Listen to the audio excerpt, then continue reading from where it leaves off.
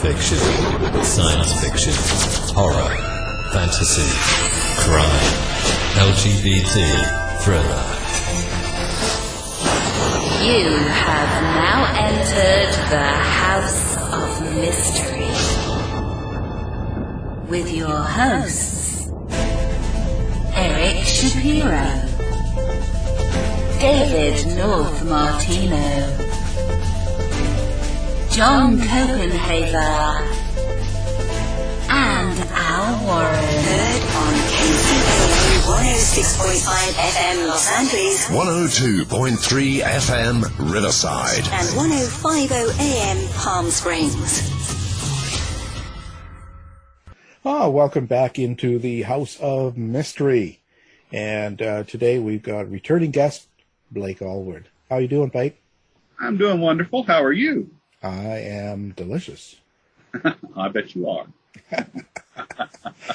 I'll put that out there. You never know. So, fishing. what's going on with you? You haven't been back since June, but you're always a happy guy. So this is a nice, cheery interview today. Well, I am at the moment. Let's just put it that way. I don't know. It's hard to be cheery when it's, when you're locked into your little quarantine world, but I'm working on it. I'm trying. Yeah, but so did it affect your writing? So since the pandemic and all this sort of all the crazy stuff this last year, do you find yourself unable to write or slowed down or kind of not as happy in writing, or has it affected you? So we talked, 7 months ago? Yeah. And yeah, so I did really well with the quarantine until around, I guess, November, maybe October. And that's when everything kind of got the walls started coming in on me a little bit. So has it affected my writing? Yeah, absolutely. So I try to write 5 hours a day at the very least. And I find that I'm so hungry for human interaction. I spend a little bit too much time on social media. And I also, spend time out walking in I live, as we talked about last time, I live in an RV with my husband and dogs. And so we're currently in this park, Thousand Trails Park. And I have quite a few neighbors here for the winter. And so I find myself walking amongst them just to be around other human beings. But yeah, it definitely has affected my writing. My creativity isn't quite as good. I will be very happy when this is over, Alan. I really would like it to be over. Yeah. I think that that's part of the problem, but it's the anxiousness. It's the and I have to say, there's just a little bit too much of this. Like last year, it'll be over quick. It'll be over by summer. It'll be over by winter. It'll be over by next year. All that talk. I think we have to really look at it taking 2 to 3 years.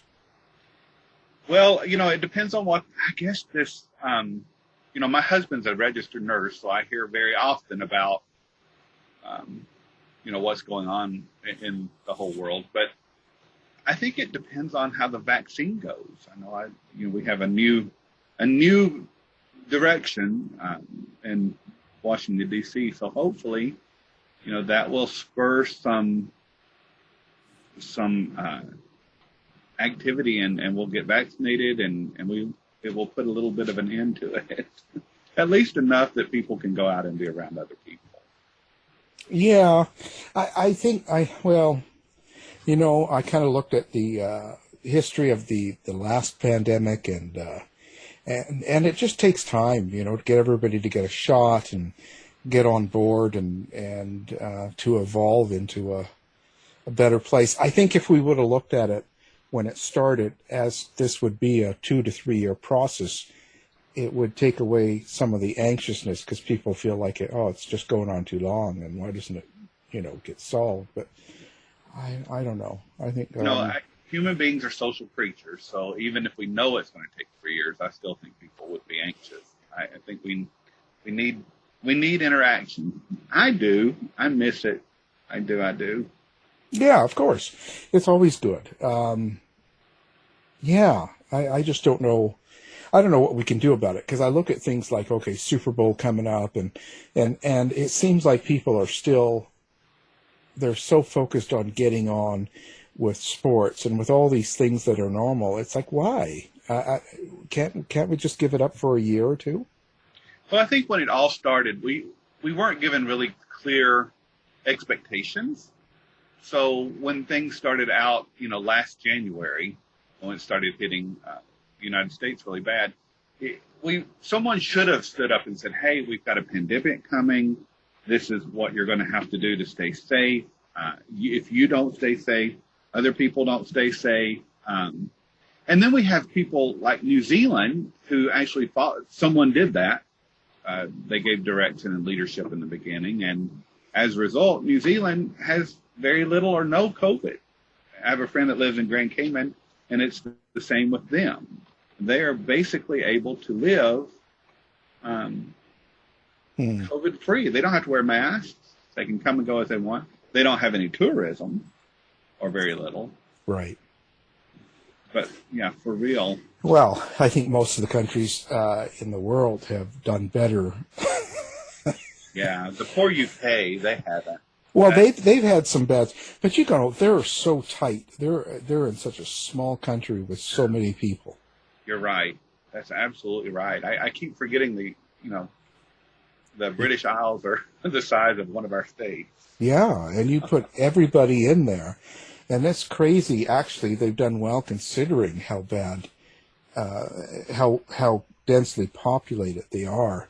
But yeah, it's a mess. Well, but you managed to get some stuff out since our last talk. So you were doing this Chance series. So what's the story behind this? That's a fun little twist.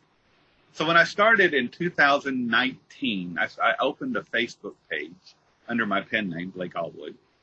And immediately, within the first week, I had gay men who began sending me questions like Dear Abby questions. What do I do when this my boyfriend did it, or I would like to have a boyfriend? I don't know. So I don't have a clue why they thought I would have answers. Clearly they thought I did. And the overwhelming theme that I got from these, especially the ones who wanted a boyfriend, is how bitter they were about exes. So a bad relationship had led to another bad relationship. And as I asked them questions, it almost always came down to the fact that they assumed all men did the same thing. John Smith over here, he screwed me over, he cheated on me, he wasn't honest, whatever. And so they go into their next relationship believing the same thing. So that inspired me. And I wrote about two men, Martin and Peter. And they had a relationship.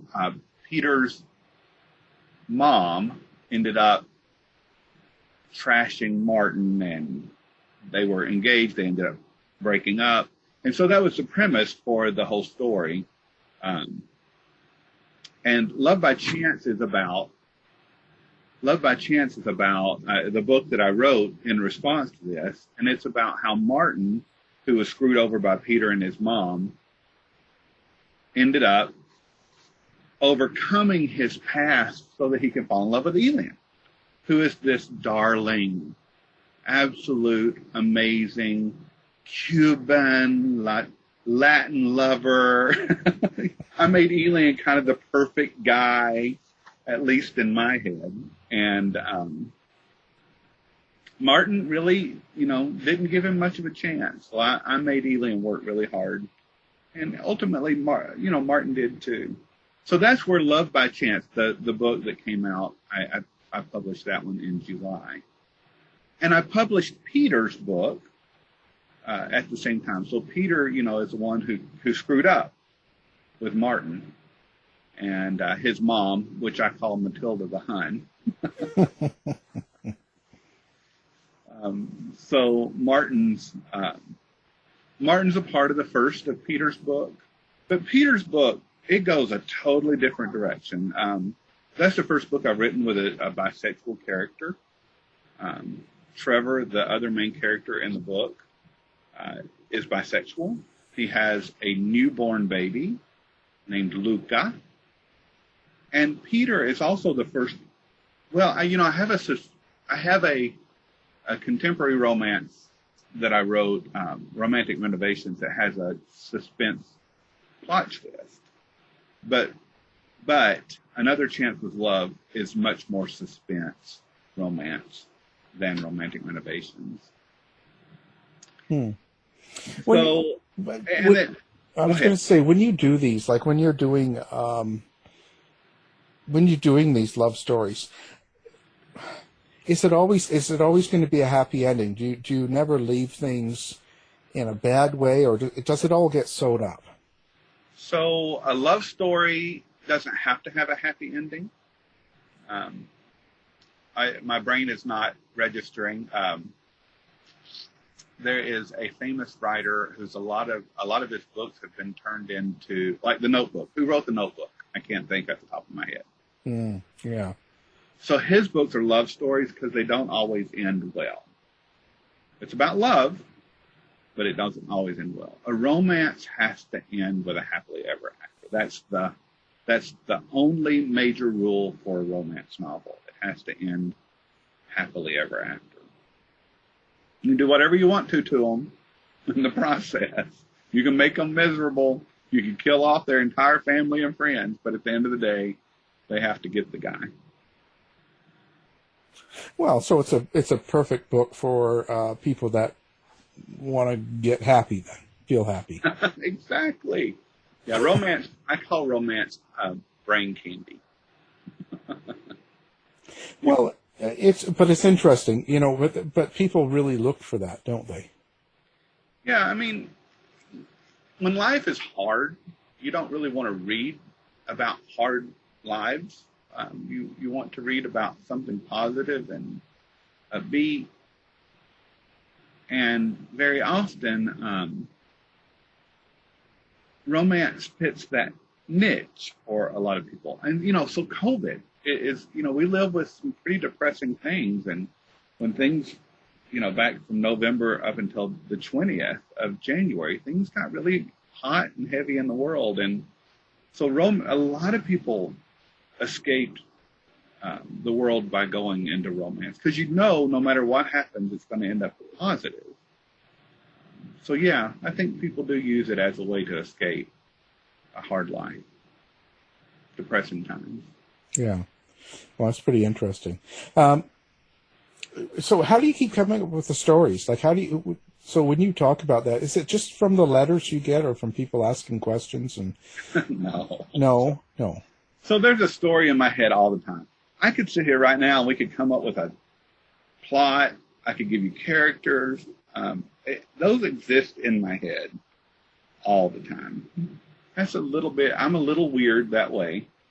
I wake up in the morning with a movie going on in my head that I've made up. Usually it's from a dream that I've woken up from that it just keeps revolving. Very often they call them plot bunnies. The stories that come to your mind and you don't have time to write them, you write them a very quick thing in your journal, and those are your plot bunnies for a future story. Plot bunnies come to me as I'm waking up in the morning. But I'm inspired by a lot of different things. It could be a trip we're going. It could be something someone says to me. I have a series that's coming out in the next few months that's written about Big Bend National Park, which I love. I really did love the national park. But it was a woman. We were at this little motel, and this woman, they had chickens at the motel, which I thought was bizarre. It's Texas. What can you say? But I had my little Jack Russell, and we were over looking at the chickens, and this woman comes out, and she's friendly until she sees my husband, and then she becomes nasty. Of course, you know, she's in my book. Did you kill her off? I didn't, but I made her life really miserable. You give her cancer, and she lost a foot, and I will say that she ended up. It was a bad thing. She lost her home and had to go move to a horrible place, and it was really fun to. Her chickens died. Yeah, it wasn't her chickens. The chickens got killed, but she certainly lost a lot. But you know, that's one statement or one thing that happened can completely create a series for me. But yeah, that's yeah. But you know, when you come across that, that's still an issue in the U.S. and like a big issue because she didn't like that you had a man as a husband, right? Yeah, I'm shocked by things, and then I'm not. So that was in Texas, not very far from Big Bend National Park. And the woman, she was older, and she definitely had an issue with us. However, I live like I said, I'm in a park at the moment that's 55 or older, and there's a bunch of snowbirds around me. And I'm not 55, but they allowed me to stay here. They wanted the young, hot. I am the young whippersnapper, and I enjoy it. They wanted the stud walking around the park in his shorts. Absolutely, absolutely. Although you'd see some of these men are definitely more studly than I am. They work out and everything. But I'm here amongst all these older people from all over the country, and I have had zero negative responses in regards to our sexuality. Yeah, it seems, you know, it's funny. Well, it's not funny, but it's, you know, like even in Canada, you know, things have been legal for over 20 years, like far, far ahead, and it's sort of blended in. You get into the States, there's still a lot of issue. No, it's only been legal for, 6 years for us to get married. I'm from Tennessee. I lived in Missouri for many, many years. Missouri was hateful. Yeah. Personally, we were foster parents, and they did not want us to be foster parents, and they made our lives miserable as a result. I don't want to go into a lot of detail about that, but they were actively working against us being foster parents. And while in the early 2000s, Missouri passed a constitutional amendment against me and Chuck, so that we would never be able to be married. A constitutional amendment. They also passed a law, and then Tennessee did the same thing. Tennessee and Missouri are the only two states that I think also passed a law that's called Don't Say Gay, making it illegal for teachers to use the word gay in classrooms. So, yeah, I mean, that was just a few years ago. It was horrible. Crazy. Horrible to experience that. So the fact that we are as far along today as we are, considering how horrible it was just a few years ago, I think we've made leaps and bounds in our human rights here in the States. But does that make it more of a challenge for you to write gay romance? Like you feel no, it doesn't bother you. No, at this point in my life, I'm like, screw you. Well, I'm going to write it, and I'm going to write what I feel, and I'm going to put what my thoughts are. You know, here I am in this it is rather conservative community that I'm in, and I've got a gay flag out, and I'm on the Facebook page, and I've got author Blake Allwood. Well, you know, but I'm going to tell you, probably a lot of the straight client, they have no idea that Blake Allwood is not a real name. Well, that's true. Right. Blake I mean, Allwood is a real name. It's just not. Well, no, but you know what I mean. Like they don't. Name. Yeah, they don't. They probably think that's. Well, they all know where I'm at because they come visit me. But yeah, the ones around me, but they probably think I am Blake. they don't call me by my real name. Well, yeah, I think that it's funny because in the gay world you can pick up things, subtleties that I don't think they get in their world. So, No, probably, you're talking about my last name. Allwood. Yeah, they're not thinking Allwood. Oh no, these people are perverts up in here. Trust me, these little old women know exactly what I was doing. Oh. Yeah. These were hippies. You forget this is the hippie generation. Oh, that's true. That's true. That's crazy. Well, that's funny. Now, but are you putting now in the romance? Do you put some of your own romance into it? Not between my husband and me, no. But my experience as a gay man go in there. Well, were you a virgin until you got married? Oh hell no! Excuse me, I should not say hell. Yeah, that's all right. No, that's all right. Are you kidding? I'm a gay man. Did you miss that part? No, you could be. I came out when I was 19. Was wild as a buck. But do I put my own? I mean, here's the thing.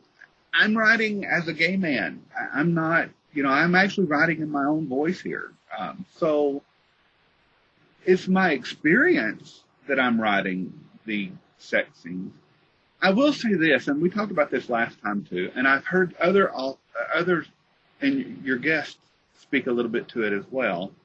Other guests that you've had. Sorry, I can't hardly talk today.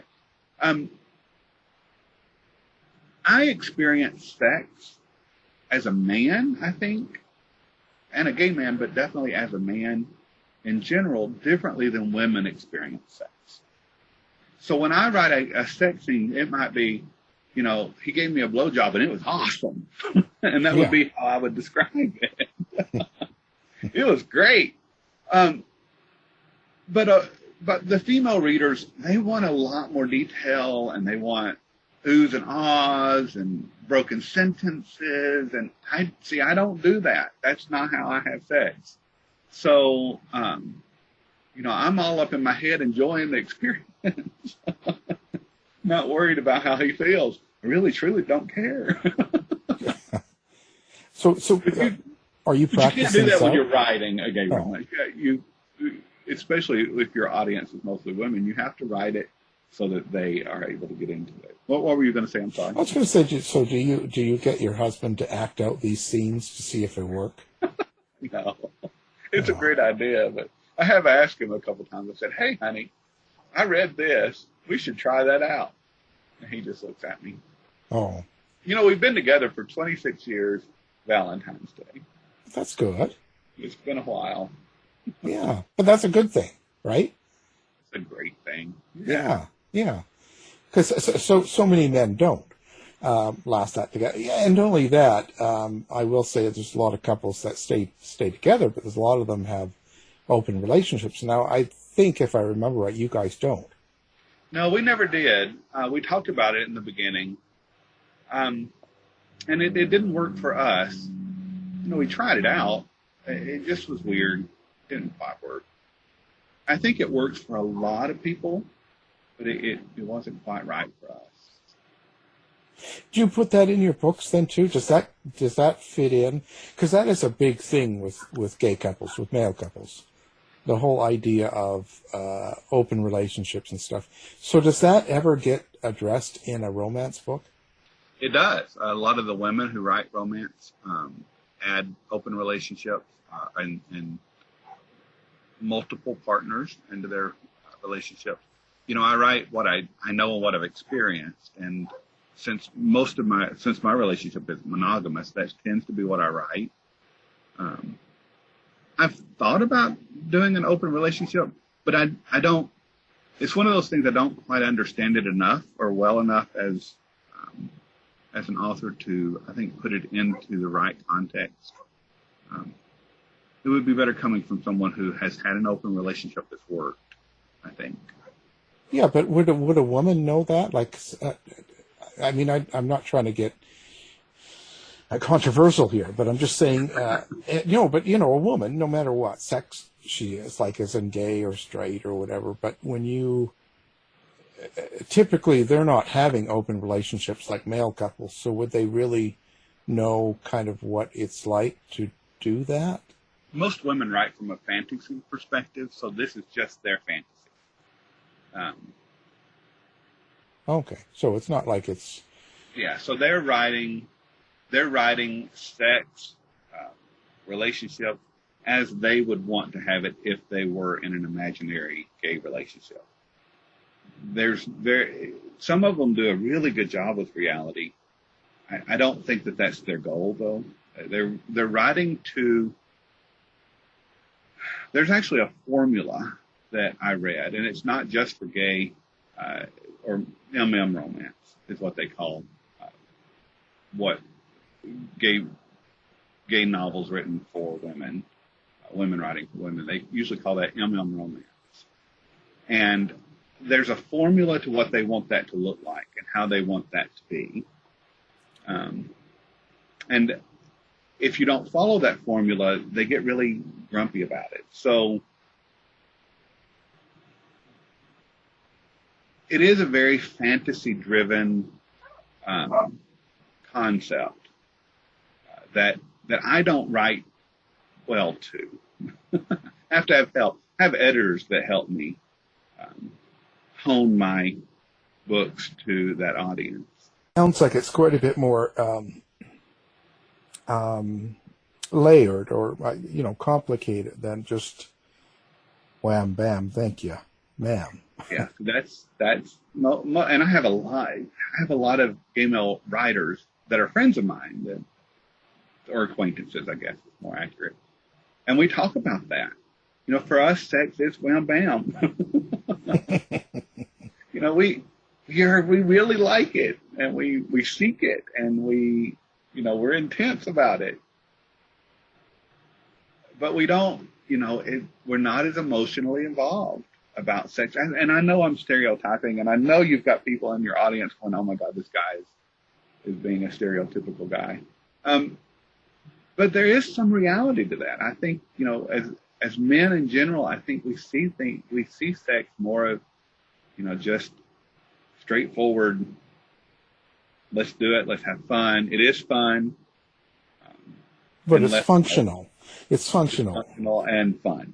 Yeah, well, yeah. It's fun, Alan, it's fun. Well, yeah, and you can have, I think what you're trying to say, maybe I'm wrong, but is that two men can have fun functionally and separate that between a relationship or, maybe love or intimacy or something like that. There is a difference between the two. Yeah, I think men in general, especially gay men, again, I'm stereotyping. I apologize to the world for stereotyping. No, I think you're right. Men in general can do it, like straight men or gay men. I think we do it, and it's not a matter of can do it, for the most part, certainly not all guys, but for the most part, we don't collapse emotions and sex. That's not just a given. For the most part, I think women, and this is again stereotyping, and I'm hesitant to do it, but I think as a rule, I don't even say that. Well, I think the majority of women tend to be more emotional about sex. And of course, this has been discussed for generations. So this is not a new concept. Right. But I think that there's, things are changing in the modern world. I think women are much more liberated sexually, and therefore don't fit that stereotype. I think some men are much more emotionally triggered by sex, and therefore, they don't fit the stereotype. But as a general rule, even today, I think men can have sex with another man and not have any emotional connection to that person at all.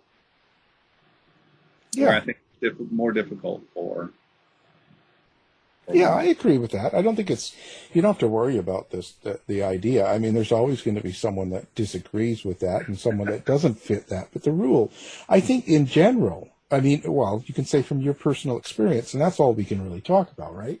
Correct. We can't really talk about others. I mean, for me, I've lived almost 60 years, and for me, It just seems to be the people I've been around and known and still know, it seems to be true that for the most part, gay men, majority of them are very fluid. Straight men are a close second. Yep. And that, also don't, we don't have women in our relationship. yeah. And Yeah. so that makes a big difference too. Yeah.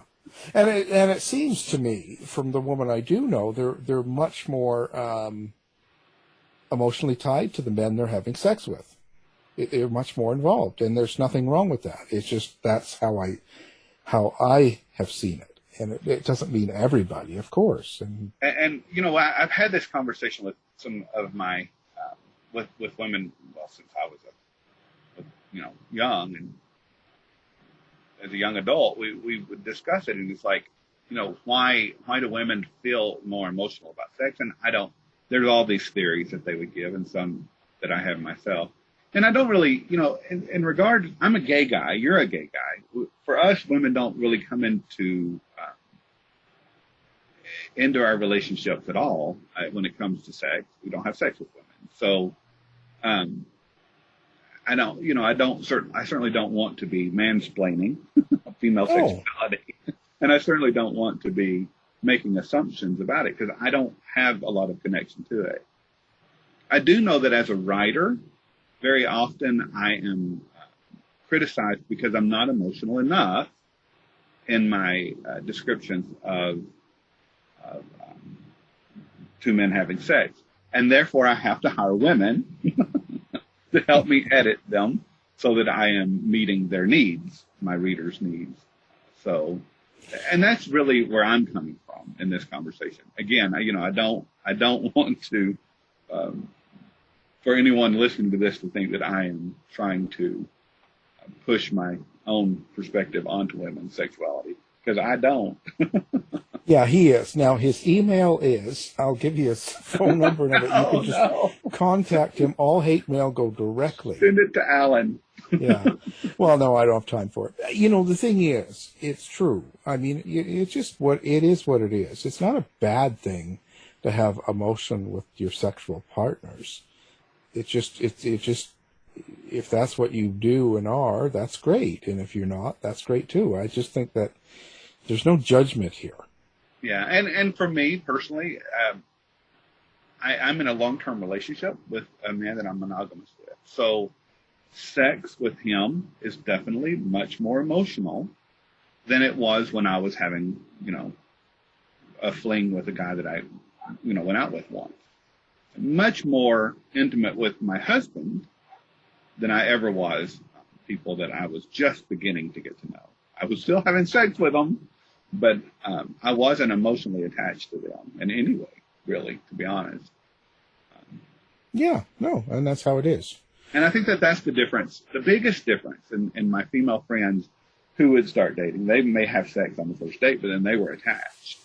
And that doesn't represent every woman. It did represent them. I had sex with a guy, and I wasn't attached at all.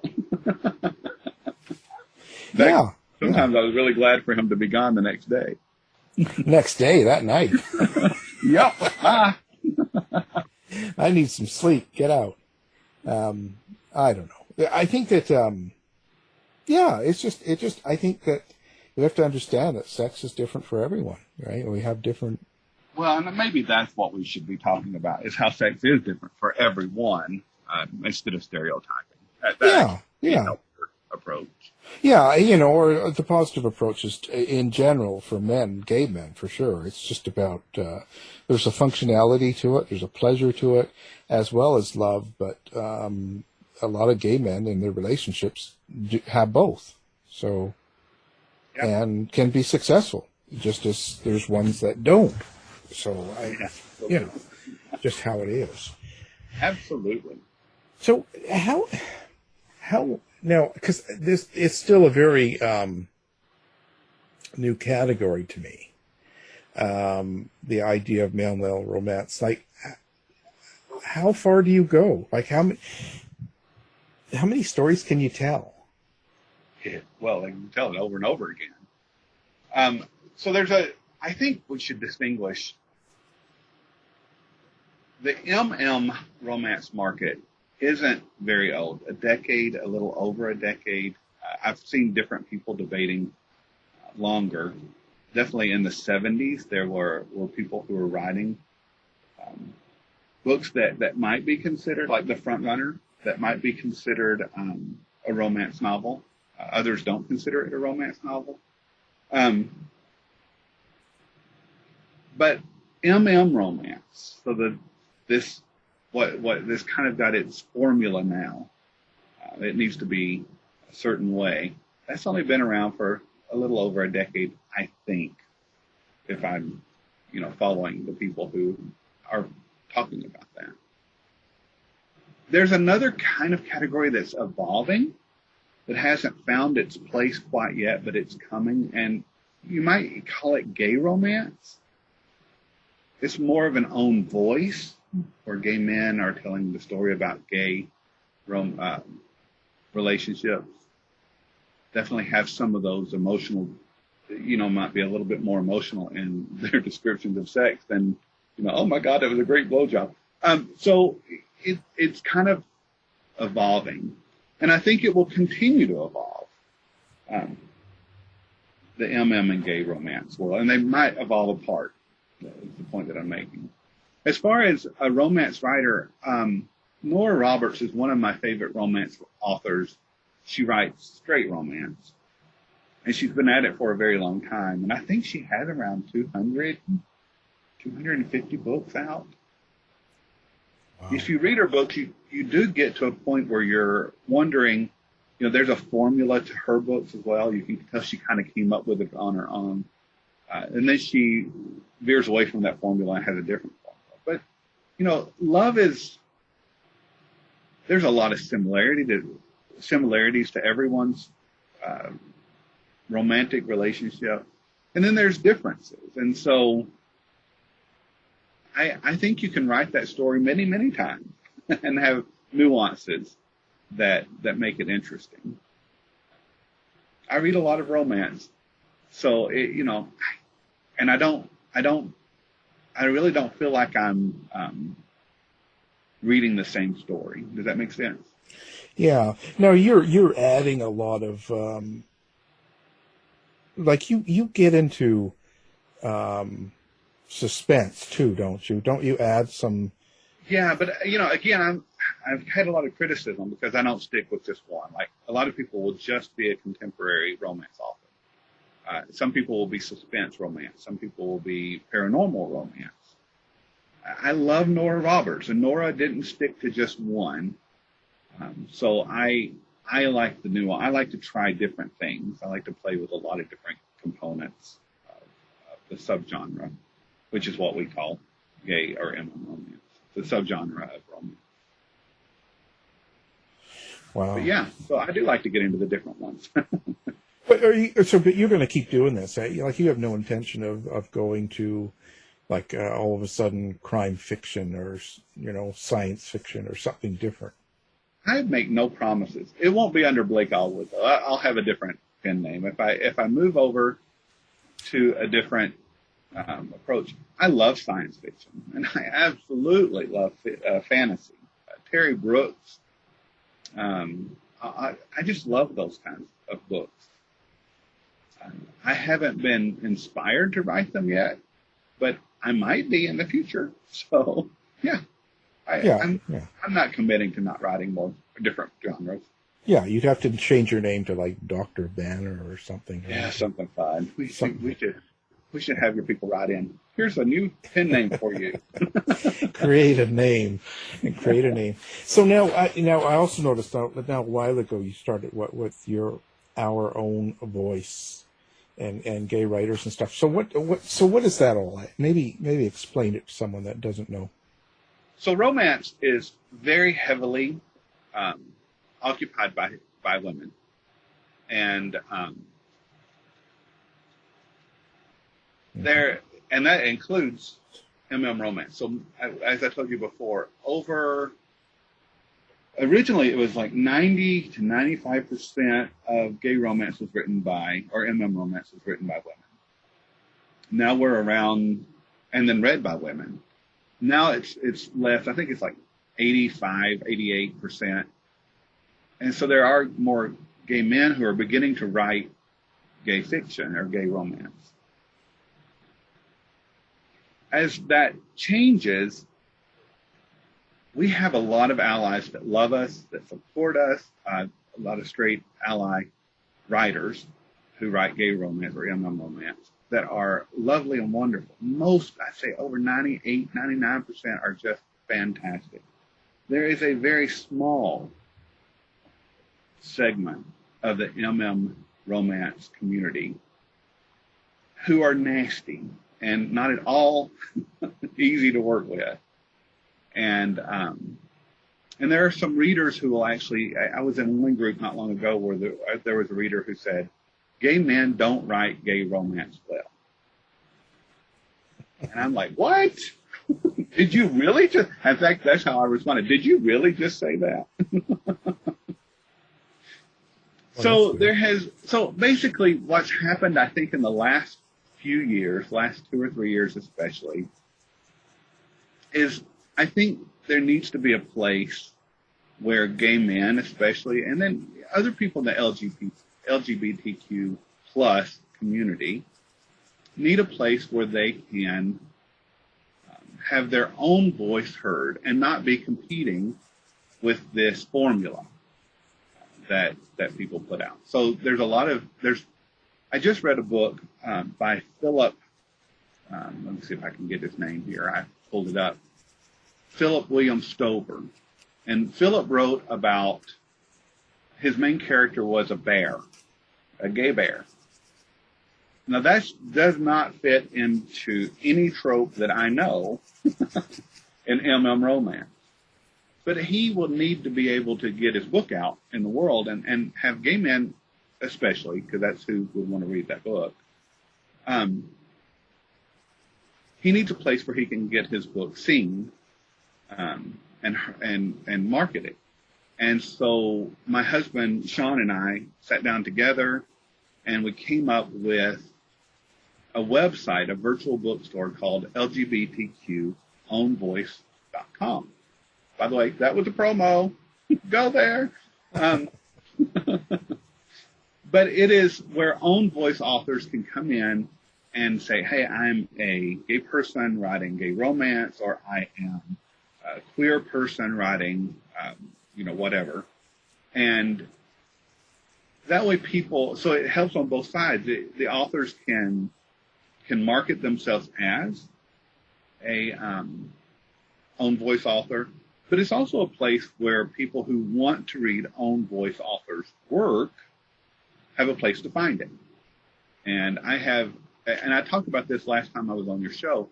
I've had an untold number of gay men tell me they don't want anything to do with the MM romance world because they don't feel that the books relate to them. And they're right. It wasn't written to relate to them.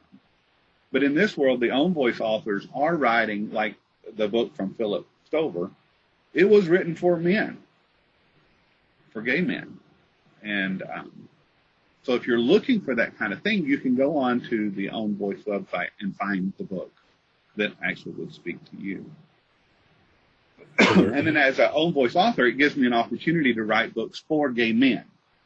I don't have to follow this formula over here. I'm going to write something that, my gay or bisexual male following would be more interested in.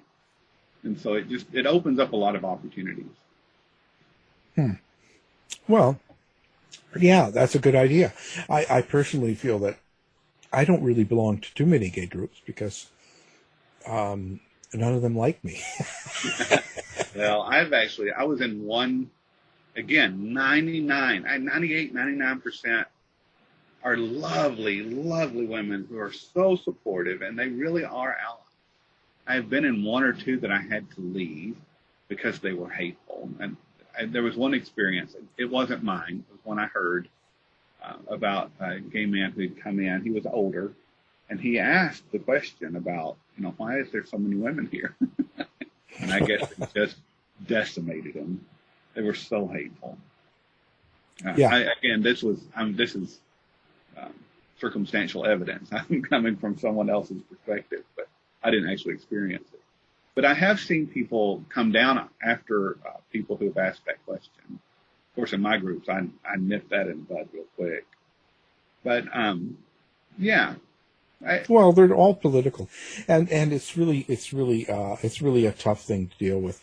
Most of the group, I don't belong to too many of them, because most of them are very political, and they've got all these rules and ideas about what they think is right and wrong and stuff like that. And frankly, my writing doesn't fit most of them. So no, you're writing a very different thing, and you don't necessarily have gay characters in your books. No, there are in a few of them, but it's not my focus, right? So I don't know. And so it would be difficult. Where it would be hard to fit into those roles. My goal with Own Voice Authors is that you would be able to have your books on there, but you would be clear. You'd be able to tell people, I'm a gay author, but I'm not necessarily writing gay romance, or I'm not necessarily, my characters aren't necessarily gay. Because sometimes I just want to read something a gay man wrote. Because we do have a similar perspective on things. Yeah, I think that's kind of the idea. That's the way I always looked at it. Because we want to be treated that way in the mainstream world. We want to be able to publish a book or produce a documentary or whatever we do and have it accepted for what it is, not reject it because I'm gay or looked at differently, right? If we want that, we also have to treat our own that way. You're right. And I'm not getting that feeling. I get the feeling like if I don't adapt to what I'm supposed to be like as a gay man, then all of a sudden, no, we don't want you in here. And there's been a few groups like that.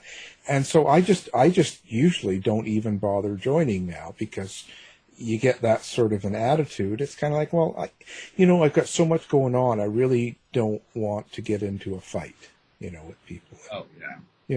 It is what it is. I like Wiener and always have. But yet I write true crime and I write cults and I write all these books that are nonfiction, but I'm not supposed to, I guess. And gay men are supposed to read it. Supposed to. Anytime someone is telling me what to do or how to act, that's a good time for me to know that they are not where I belong. I am not their target demographic. Yeah, and it makes no sense because, you see, so I just put it out, and whoever's interested in that type of work, and if they're good, I'll join that group, because it's not, like I said, I want anybody to read it. I want someone to read it and kind of go, yeah, I like it, or they don't like it, whatever, but they read it because of the subject, not going, oh, well, I think he's queer. I don't know if I want that, right? No, and you're going to have that some, I'm sure. Well, you're always going to have some that hate you for that, and if they find out it does it right, blah, blah, blah. Just like if you're up and you go, oh, I love Trump, right? There's people that'll hate you. I know I don't want to have Trump lovers on my social media, and it's not because I hate them. It's just that I don't want to see all that stuff being posted. So I understand selection, but again, as gay people, if we want our stuff that we produce to be at least accepted by the public, we also have to accept ourselves, and I see that as an issue. I certainly think, yes. The meanest people to other gay people are gay people, and that is, I am sorry, that is not a stereotype. That is absolute fact. Yeah. If I have known from early age, when I first came out, a closeted gay man will kill you. It will come after you. And then politician after politician, the nastier they are, the more likely they're gay when it comes to gay issues. But also in the open, and the people who are out of the closet, they can just be absolutely nasty to other gay people. As a 49-year-old man, almost 50, I don't really run into that very much anymore because, I'm not on the market. I'm off the market. I've been off the market for a long time. So if you think I'm fat, well, I am. You'll be okay. It don't have anything to do with you, and it don't have anything to do with me, how you feel about me. So I have a little different perspective on that. But you are right. I do think we are more critical of each other than we are of other people. And that does make it hard. But I don't really get involved in those groups either. I'm just not drawn to them. I'm more drawn to the groups, at least on Facebook, that have pretty men. Pretty pictures of men, big old muscular men. I like a little hair, you know. I like my men bear-like. I do like a little belly, you know. So those are the groups that I'm attracted to. So you like Grindr, Scruff? Grindr, I don't know anything about Grindr, to be honest with you. I downloaded the app and it didn't do much for me. But I like, what is it? Bears and otters. I'm trying to remember all the things. I'm so out of it, Alan. We really are showing my ignorance here. No, that's fine. Everybody's good. It doesn't matter. So that's quite the, well, that's really, so what's next? Now what? Well, so book-wise, I have a dozen books that are in editing at the moment. I have my final book in the Chance series. It is not, you know, Martin and Peter were exes, and so those books are kind of odd books to make a series out of anyway. But Peter's friend Joshua inherits a orange grove in Mesa, Arizona, where I'm actually living at the moment. And in fact, where I'm sitting used to be an orange grove. He inherits this, and so he is moving out to this area from Atlanta, Georgia. And so there's a lot about that. So that's the next book coming out. It actually was, I had a publisher agree to take that book, and then I backed out and decided to stay self-published. But I don't know if that means it's better or what, but it's kind of fun. Well, why would you back out? Like what? You know, you don't have to name the publisher, but why? What's the deal with backing out? Are you just unsure about publishers or what? The contract was really pretty intense, and they would have owned anything I write about Mesa, Arizona, or Phoenix, or anything in this area, the way the contract was written, and it was just too much for me. My attorney looked at it and she agreed. It was a little bit too much. And self-publishing, you know, it's pretty cool. I get to be in charge of everything. Yeah, once you learn it. Any control. Yeah, once you learn it, and if you've got good editors and all that sort of stuff, and good cover designs, you can do well with it. It's just getting a team together, I think. Yeah, that is hard, and that is the most difficult thing I have done. And my team isn't, you know, I'm not complete. I need a proofreader. I need a couple beta readers. You know, I've got more places in my team that need to be filled, and it's expensive. I mean, I have to pay for everything out of pocket. But at the end of the day, it's mine. I don't have to share it with anyone. So that makes it very desirable. And when you sign a contract, you really are making an agreement. It's like the contract I would have signed if I took the publishing deal. They would have owned the rights to my books, a lot of my books that I have already written that are in the editing process, because they have first right of refusal to anything that comes after that book. And it was just too much for me. I could probably take it to a different publisher who doesn't have that same level of requirement. And I may in the future. I'm not against traditional publishing. But at the moment, self-publishing is doing me good. So I like it. Yeah. So that book is coming out. It's called Taking a Chance for Love, and it'll be out in the next month or so. So now, let's give out all of your websites. So where do people come find the great Blake Allwood? Well, the easiest, most direct way to find me is to go to my website, which is my name at my name. Or that's my email. My name at my name. But if you want to go to my website, it's just my name.com. BlakeAllwood.com. Well, perfect. And I guess I just gave you my email too, those who want to hate mail me. Please don't. Yeah, send them all the, Please everybody. don't. Please don't. Everything that you're angry about in the world today. No. I want you to send him something, and send him pictures because he's in a little need of Yeah. some So inspiration. Alan's email is. Yeah. Oh God. Yeah. They can get a hold of me. Just send it through the station or through the website. Today we've been talking with Blake Allwood, and we will perhaps be back for another show after this one. I don't know. Thanks very much, Blake. All right. Thank you. To find out more about our show, guests, or to listen to past shows from our archive, please go to www.houseofmysteryradio.com. The mission has been completed. The end! By George, he's got it! It is the end! I'll say it. If you're lying to me, I'll be back. This has been a production of Something Weird Media.